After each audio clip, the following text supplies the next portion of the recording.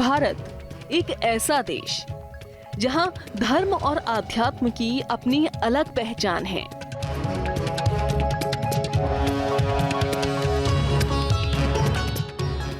यहाँ सभी प्रकार के धर्म और जाति के लोग रहते हैं, जो भारत को बाकी देशों से अलग करते हैं।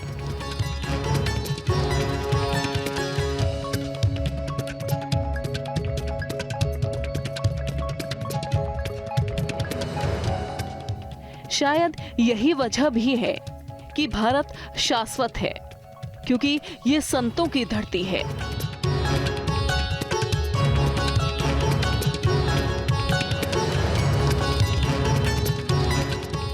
हर युग में यहाँ देश और समाज को दिशा देने के लिए कोई न कोई महान आत्मा अवतरित होती रही है। इसलिए हमारे देश में शंकराचार्य का ओहदा बेहद अहम है, जो बौद्ध धर्म में दलाई लामा और ईसाई धर्म में पोप को हासिल है।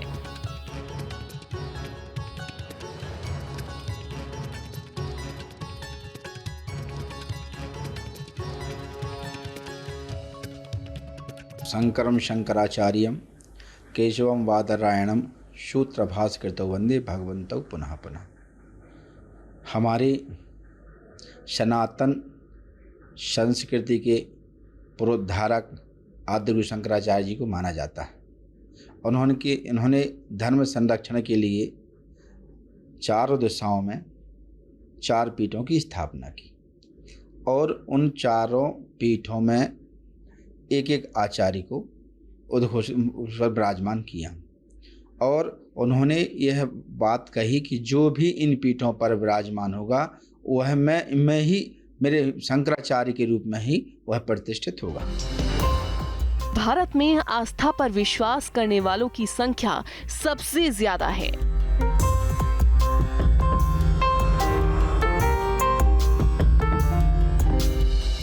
इसलिए यहाँ सियासत से लेकर धार्मिक आयोजनों में साधु संतों की विशेष जगह होती है।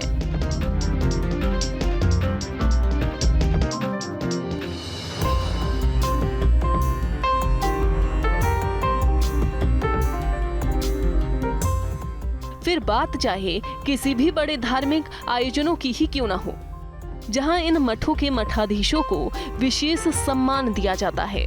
इतना ही नहीं, सियासत में भी साधु संतों की एक विशेष पहचान है। हालांकि भारत जैसे देश में संतों को सियासत से सीधा लेना देना नहीं होता है।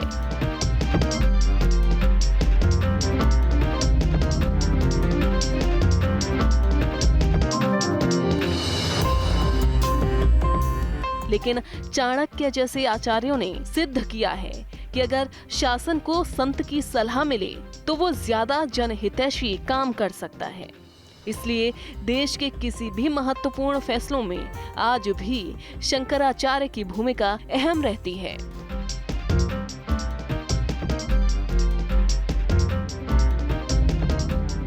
दरअसल शंकराचार्य वास्तव में हिंदू धर्म में सर्वोच्च धर्म गुरु का पद है।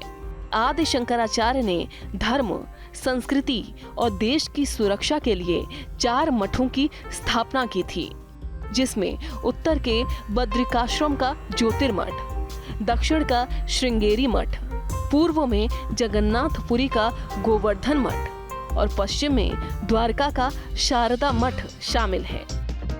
इन्हीं मठ के प्रमुख को मठाधीश भी कहा जाता है और मठाधीश को ही शंकराचार्य की उपाधि दी जाती है।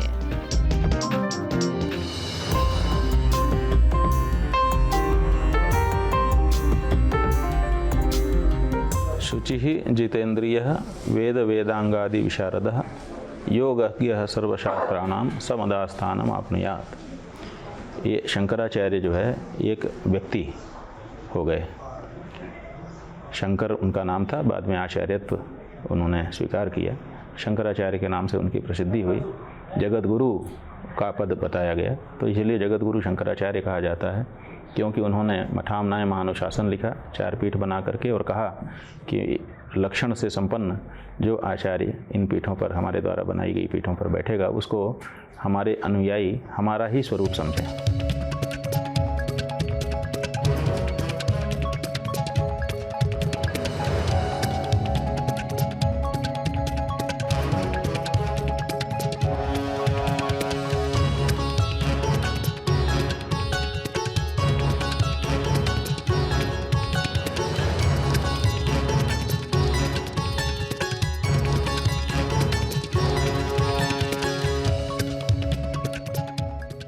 ईसा से पूर्व 8वीं शताब्दी में ये चारों मठ स्थापित किए गए थे।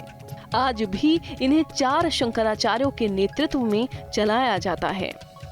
इन मठों में गुरु शिष्य परंपरा का निर्वहन होता है। पूरे भारत में सन्यासी अलग अलग मठ से जुड़े होते हैं। यहाँ उन्हें सन्यास की दीक्षा दी जाती है। सन्यास लेने के बाद दीक्षा लेने वालों के नाम के साथ दीक्षित विशेषण भी लगाने की परंपरा है। माना जाता है कि ये विशेषण लगाने से ये संकेत मिलता है कि सन्यासी किस मठ से है और वेद की किस परंपरा का वाहक है। आदि शंकराचार्य ने इन चारों मठों में सबसे योग्यतम शिष्यों को मठाधीश बनाने की परंपरा शुरू की थी, जो आज भी प्रचलित है। जो भी इन मठों का मठाधीश बनता है वो शंकराचार्य कहलाता है और अपने जीवन में ही अपने सबसे योग्य शिष्य को उत्तराधिकारी बना देता है।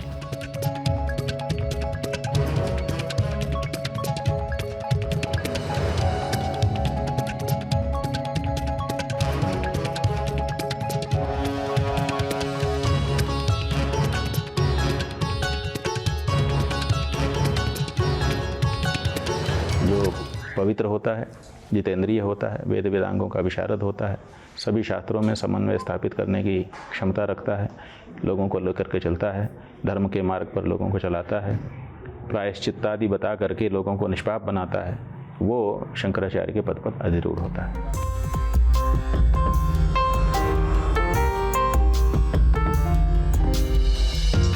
इतना ही नहीं, आदि शंकराचार्य ने मठामनाय ग्रंथ की रचना की थी।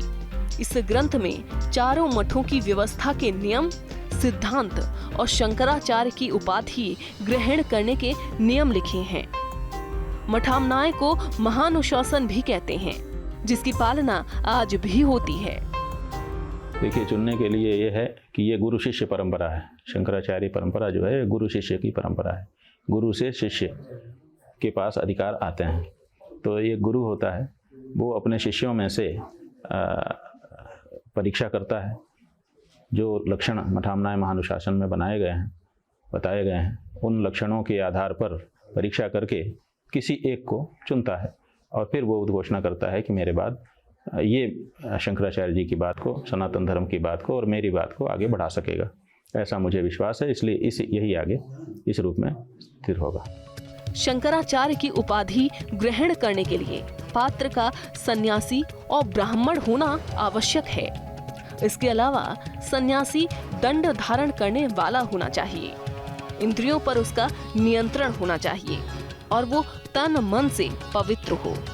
सन्यासी का वाग्मी होना आवश्यक है, यानी वो चारों वेद और 6 वेदांगों का परम विद्वान हो और शास्त्रों में निपुण हो। इन समस्त नियमों को धारण करने वाले सन्यासी को वेदांत के विद्वानों के साथ शास्त्रार्थ करना पड़ता है।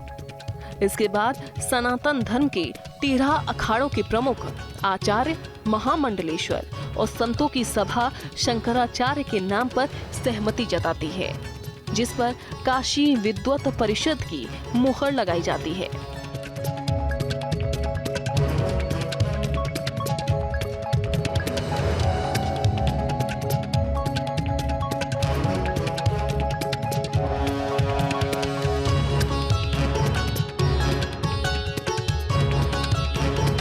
इस प्रकार एक सन्यासी शंकराचार्य बन जाता है। इसके बाद शंकराचार्य 10 नामी संप्रदाय में से किसी एक संप्रदाय पद्धति की साधना करता है। सन्यासी होने के अलावा पात्र को गृहस्थ जीवन का त्याग करना पड़ता है। मुंडन, पूर्वजों का श्राद्ध, अपना पिंडदान करना पड़ता है। गेरुआ वस्त्र, विभूति, रुद्राक्ष की माला को धारण करना आवश्यक होता है। शंकराचार्य बनने के लिए सुचिर जितेंद्रियो वेद वेदांगादि विशारदः योगज्ञः सर्वशास्त्राणां स मदस्थापनमवाप्नुयात्। जो पवित्र, जितेंद्रिय, वेद वेदांग माने 6 अंग हैं, शिक्षा, कल्प, नृत्य, व्याकरण, छंद और ज्योतिष आदि इनका जानकार हो, आदि परंपरा से सभी शास्त्रों में, इतिहास, पुराण आदि में पारंगत हो, और उसके बाद में वह दंडी सन्यासी हो। इनके बाद में व्रत सन्यासी जो होते हैं, जो दंडी सन्यासी होता है, वही शंकराचार्य बनते हैं।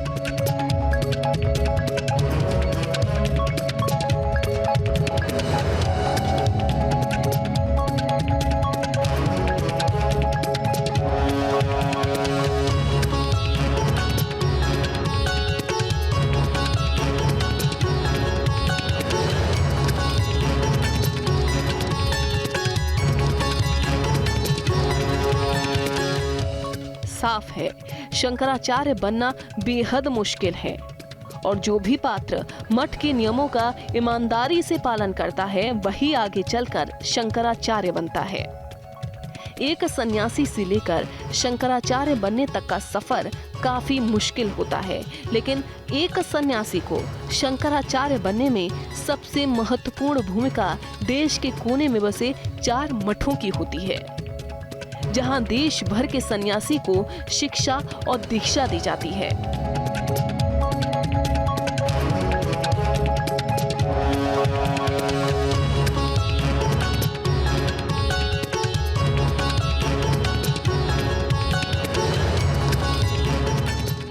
शंकराचार्य बनने के बाद उनका एक उत्तरदायित्व हो जाता है, समाज को सही धर्म की सही दिशा दे करके समाज को धर्म में लगाएं और धर्म का पालन कराएं। और उनकी दिनचर्या प्रातःकाल से सायंकाल धर्ममय होती है।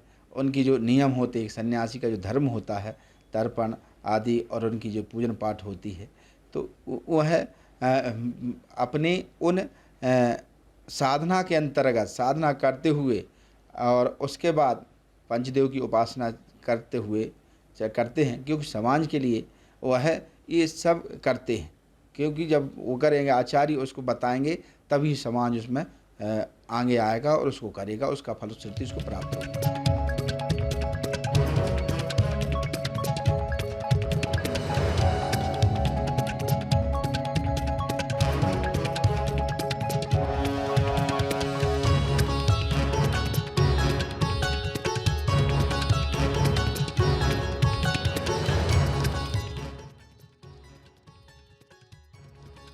सबसे पहली बात उत्तराखंड के बद्रीनाथ स्थित ज्योतिर्मठ की करेंगे, जिसके अंतर्गत दीक्षा लेने वाले सन्यासियों के नाम के बाद गिरि, पर्वत और सागर संप्रदाय के नाम विशेषण हैं।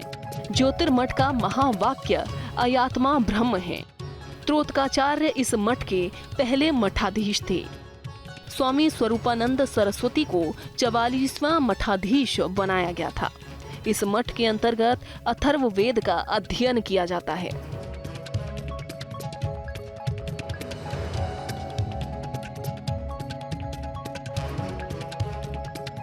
वहीं बात श्रृंगेरी मठ की करें तो यहाँ सरस्वती, भारती और पुरी विशेषण लगाए जाते हैं।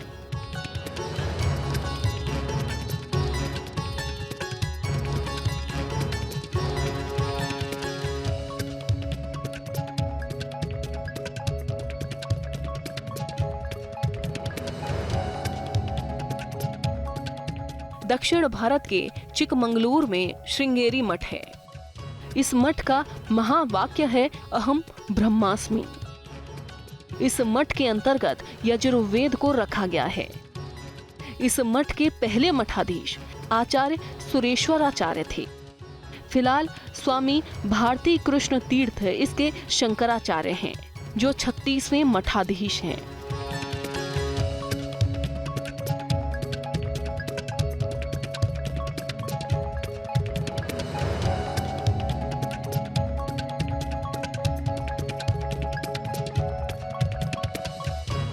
गोवर्धन मठ ओडिशा के जगन्नाथपुरी में है।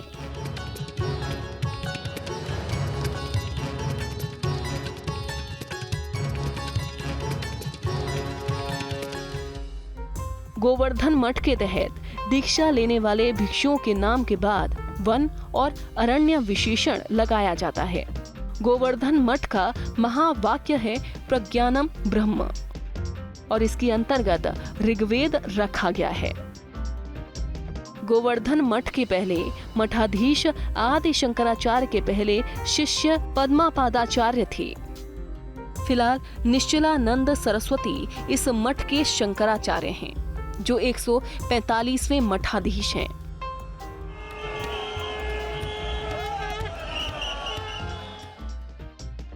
गुजरात का द्वारका शारदा मठ है और इस मठ के तहत दीक्षा लेने वाले सन्यासियों के नाम के बाद तीर्थ और आश्रम विशेषण रखे जाते हैं। इस मठ का महावाक्य तत्वमसि है और इसके अंतर्गत सामवेद का अध्ययन किया जाता है। शारदा मठ के पहले मठाधीश हस्तामलक थे। वो आदि शंकराचार्य के 4 प्रमुख शिष्यों में से एक थे। स्वामी स्वरूपानंद सरस्वती इस मठ के भी प्रमुख रह चुके थे। उन्हें 79वां शंकराचार्य बनाया गया था। भगवान शंकराचार्य जी ने 4 जो पीठ बनाए, उन 4 पीठों का क्षेत्राधिकार उन्होंने बांट दिया है। असल में 4 शंकराचार्य नहीं है, 4 पीठ तो है, 4 शंकराचार्य नहीं, शंकराचार्य एक है, लेकिन क्षेत्राधिकार उनका बांट दिया।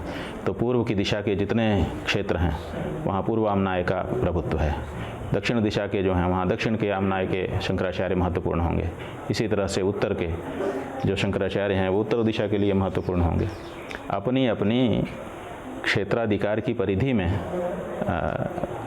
सब अपने महत्वपूर्ण हैं।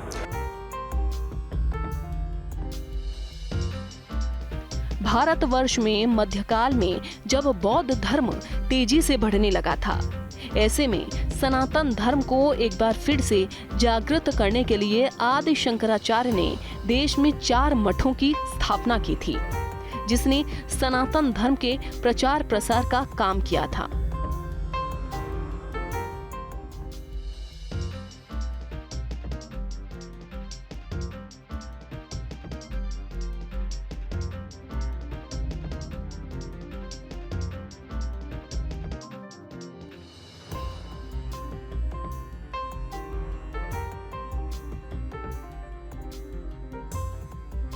हमारे भारत में पश्चिम में द्वारका शारदा पीठ, उत्तर में ज्योतिर्मठ द्वारका ज्योतिर्मठ, पूर्व में गोवर्धन मठ और दक्षिण में श्रृंगी शारदा मठ। तो ये 4 आचार्य भारत में धर्म का प्रचार प्रसार करते हैं।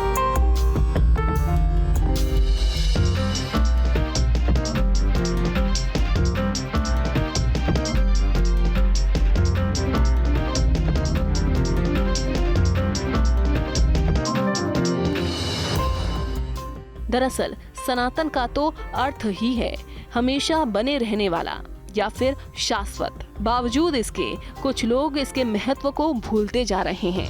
शायद इसीलिए ही देश के ये 4 मठ आज भी मानव को सनातन धर्म का संदेश दे रही हैं, ताकि भारत में रहने वाला हर मनुष्य बिना किसी भेदभाव के एक साथ रह सके।